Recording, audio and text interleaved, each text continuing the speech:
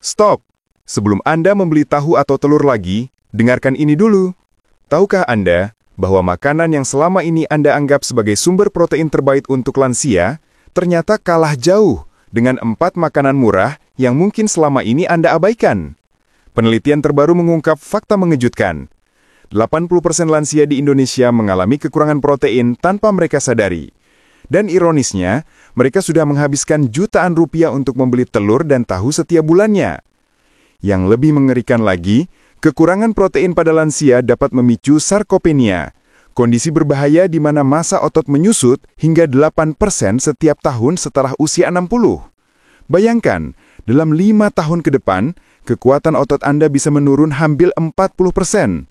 Ini bukan sekadar angka, ini adalah peringatan serius untuk kesehatan dan kemandirian Anda di masa tua. Jika Anda mengabaikan informasi ini, konsekuensinya bisa fatal. Keseimbangan tubuh terganggu, mudah jatuh, tulang rapuh, dan sistem imun yang lemah. Jika informasi ini bermanfaat, jangan lupa like video ini dan subscribe channel Sahabat Lansia Sehat agar Anda tidak ketinggalan tips kesehatan penting lainnya. Selamat siang Bapak dan Ibu yang saya hormati. Bagaimana kabar kesehatan Anda hari ini? Semoga selalu dalam lindungan Allah SWT dan diberikan kesehatan yang optimal. Terima kasih sudah meluangkan waktu untuk berkunjung ke video ini. Bagi Anda yang baru pertama kali menonton channel Sahabat Lansia Sehat, selamat datang.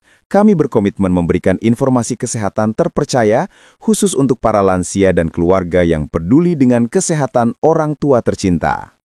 Sebelum kita masuk ke pembahasan utama, saya ingin berbagi kisah inspiratif dari salah satu pasien saya yang luar biasa.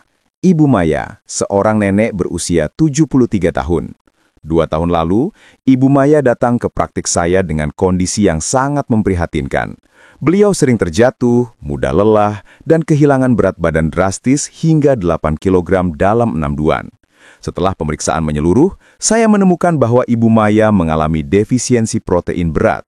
Meskipun setiap hari, beliau rajin mengonsumsi tahu dan sesekali telur. Yang membuat saya terkejut adalah, Ibu Maya sudah menghabiskan hampir Rp500.000 setiap bulan hanya untuk membeli protein hewani dan nabati konvensional. Namun kebutuhan protein hariannya tidak terpenuhi. Saat itu, saya menyadari, banyak lansia yang terjebak dalam mitos bahwa protein mahal dan sulit didapat. Setelah saya kenalkan 4 sumber protein alternatif yang akan saya bagikan di video ini, dalam waktu 3 bulan, berat badan Ibu Maya naik 5 kg. Kekuatan ototnya meningkat signifikan, dan yang paling membahagiakan, beliau kembali bisa bermain dengan cucu-cucunya tanpa mudah lelah. Pengeluaran untuk protein pun berkurang hingga 60%. Protein merupakan makronutrien fundamental yang sering disebut sebagai building blocks of life atau bahan pembangun kehidupan. Bagi lansia, kebutuhan protein justru meningkat dibandingkan usia dewasa muda, yakni sekitar 1,2 hingga 1,6 gram per kilogram berat badan per hari. Mengapa demikian? Seiring bertambahnya usia, tubuh mengalami penurunan efisiensi sintesis protein dan peningkatan katabolisme atau pemecahan protein otot. Sayangnya, mayoritas lansia masih mengandalkan sumber protein konvensional seperti tahu, 15 gram protein per 100 gram, dan telur, 13 gram per butir, yang sebenarnya memiliki kandungan protein relatif rendah jika dibandingkan dengan beberapa alternatif yang akan saya bahas. Selain itu, harga tahu dan telur yang terus meningkat membuat banyak keluarga kesulitan memenuhi kebutuhan protein harian para lansia. Dari perspektif medis, kekurangan protein pada lansia dapat memicu berbagai komplikasi serius. Sarkopenia, yaitu penurunan massa otot, osteoporosis, penurunan fungsi imun, delayed wound healing, atau lambatnya penyembuhan luka, dan peningkatan risiko infeksi. Yang lebih mengkhawatirkan, kondisi ini sering tidak disadari karena gejalanya muncul secara bertahap. Penelitian yang dipublikasikan dalam Journal of Nutrition menunjukkan bahwa lansia yang mengonsumsi protein berkualitas tinggi dengan bioavailability optimal memiliki resiko 35% lebih rendah untuk mengalami frailty syndrome atau sindrom kelemahan. Inilah mengapa pemilihan sumber protein yang tepat menjadi krusial bagi kesehatan dan kualitas hidup lansia. Nah, setelah memahami pentingnya protein bagi kesehatan lansia, kini saatnya saya ungkap 4 makanan protein yang akan mengubah paradigma Anda tentang nutrisi sehat dan terjangkau. Sebelum kita masuk ke pembahasan, saya ingin tahu, dari kota mana Anda menonton video ini dan berapa usia Anda saat ini? Silahkan tulis di kolom komentar. Jangan lupa juga untuk menyukai video ini dan subscribe ke Sahabat Lansia Sehat agar Anda tidak ketinggalan berbagai tips dan ilmu terbaru dari kami. Sekarang, mari kita bahas. Protein sangat krusial bagi lansia untuk mencegah sarkopenia, yaitu kondisi penyusutan otot dan penurunan kekuatan yang dialami hampir 30% lansia di atas 60 tahun. Kekurangan protein dapat menyebabkan keseimbangan yang buruk, daya tahan tubuh menurun, pemulihan tubuh yang lambat, dan lebih mudah lemas. Yang lebih serius, defisiensi protein dapat memicu gangguan kognitif, penurunan kepadatan tulang, dan meningkatkan resiko jatuh yang berakibat fatal bagi lansia. 4 sumber protein yang ideal bagi lansia. Pertama, udang kering. Udang kering adalah juara tersembunyi dalam dunia protein. Memiliki kandungan protein hingga 70 gram per 100 gram, jauh lebih tinggi dari telur, 13 gram per butir, dan tahu 15 gram per 100 gram. Yang membuat udang kering istimewa adalah kandungan asam amino lengkapnya, termasuk leusin yang vital untuk sintesis protein otot pada lansia. Selain itu, udang kering mengandung astaxanthin, antioksidan kuat yang melindungi sel-sel dari kerusakan akibat radikal bebas. Dari segi ekonomis, udang kering sangat menguntungkan, dengan harga sekitar 80 hingga 120 ribu per kilogram.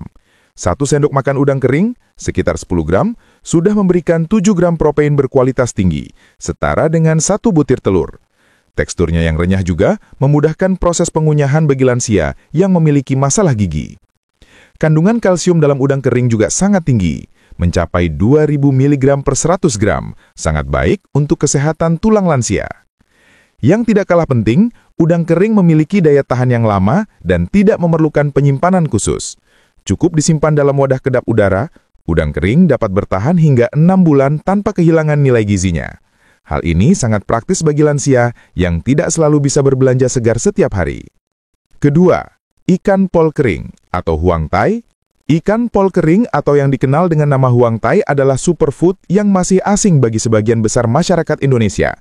Makanan ini mengandung protein hampir 80 gram per 100 gram dengan kandungan lemak yang sangat rendah, praktis mendekati nol.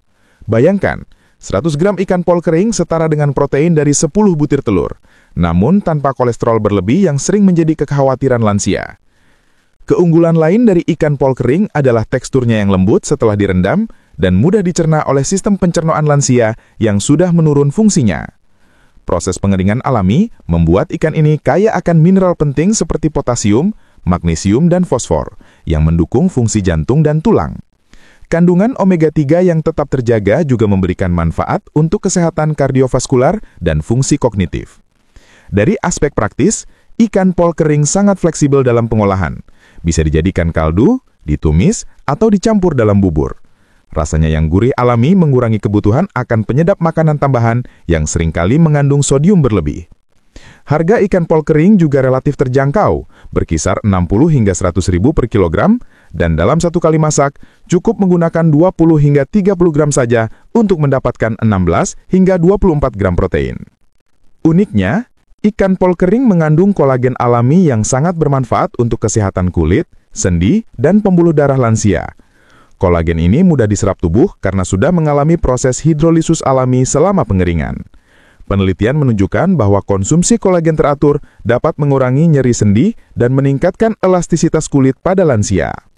Ketiga, kacang hitam. Kacang hitam sering diabaikan padahal mengandung 35 gram protein per 100 gram dan kaya akan antosianin, pigmen alami yang memberikan warna hitam sekaligus berfungsi sebagai antioksidan kuat. Antosianin dalam kacang hitam terbukti sangat baik untuk kesehatan pembuluh darah, mengurangi peradangan, dan menjaga kesehatan mata, masalah yang sering dialami lansia. Protein dalam kacang hitam termasuk kategori protein lengkap dengan profil asam amino yang mendekati protein hewani. Yang istimewa, kacang hitam mengandung lisin dalam jumlah tinggi, asam amino yang sering kurang dalam protein nabati lainnya. Selain itu, kandungan serat yang tinggi, 15 gram per 100 gram, membantu mengatur gula darah dan kolesterol. Sangat penting bagi lansia yang rentan terhadap diabetes dan penyakit kardiovaskular. Kacang hitam juga mengandung folat, magnesium, dan potasium yang mendukung fungsi jantung dan sistem saraf. Kandungan zat besi yang cukup tinggi membantu mencegah anemia yang sering dialami lansia. Yang menarik, kacang hitam memiliki indeks glikemik yang rendah, sehingga tidak menyebabkan lonjakan gula darah yang drastis. Dari segi ekonomis, kacang hitam sangat terjangkau dengan harga sekitar 25 hingga 35 ribu per kilogram. Dalam bentuk kering, kacang hitam dapat disimpan hingga 2 tahun tanpa kehilangan nilai gizi. Cara pengolahannya pun beragam, bisa direbus menjadi sup, dijadikan bubur, atau bahkan diolah menjadi tepung untuk campuran makanan lain. Keempat, tempe gembus. Tempe gembus yang terbuat dari ampas tahu yang difermentasi ternyata memiliki kandungan protein mencapai 45 gram per 100 gram, 3 kali lipat lebih tinggi dari tahu biasa. Proses fermentasi tidak hanya meningkatkan kandungan protein, tetapi juga menghasilkan probiotik alami yang sangat bermanfaat untuk kesehatan pencernaan lansia. Keunggulan tempe gembus terletak pada bioavailabilitasnya yang sangat tinggi. Proses fermentasi memecah protein kompleks menjadi asam amino yang lebih mudah diserap tubuh.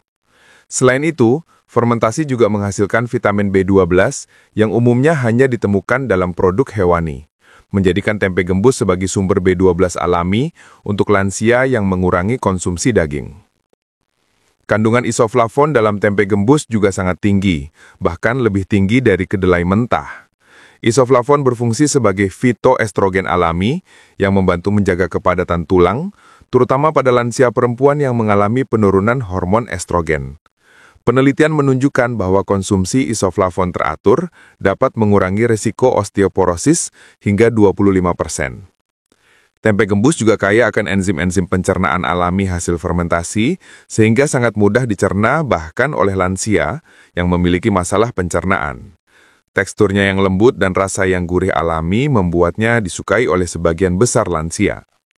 Harga tempe gembus yang sangat terjangkau, hanya sekitar 3-5 ribu rupiah per potong besar, menjadikannya pilihan protein yang sangat ekonomis.